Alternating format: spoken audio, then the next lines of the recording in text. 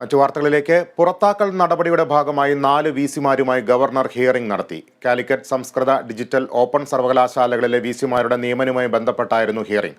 Digital open സർവകലാശാല വിസിമാർ ഓൺലൈനായി ഹാജരായപ്പോൾ മറ്റുള്ളവർക്കായി അഭിഭാഷകരാണ് ഹാജരായത്.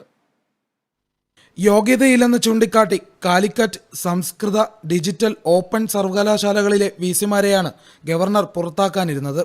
ഗവർണറുടെ നടപടി മുന്നിൽ കണ്ട് വിസിമാർ ഹൈക്കോടതിയിൽ ഹർജി നൽകി. തുടർന്ന് ഹർജിക്കാരുടെ വാദം കേൾക്കാനായി ഹൈക്കോടതി ഗവർണർക്ക് മുന്നിൽ ഹിയറിംഗിനായി നിർദ്ദേശിച്ചു. 4 സർവകലാശാലകളിലെയും വിസിമാരെ രാജ്ഭവനിൽ ഹാജരാകാൻ ഗവർണർ ആവശ്യപ്പെട്ടു. പിന്നാലെ കാലിക്കറ്റ് സർവകലാശാല വിസിക്കായി അഭിഭാഷകൻ നേരിട്ട് രാജ്ഭവനിലെത്തി.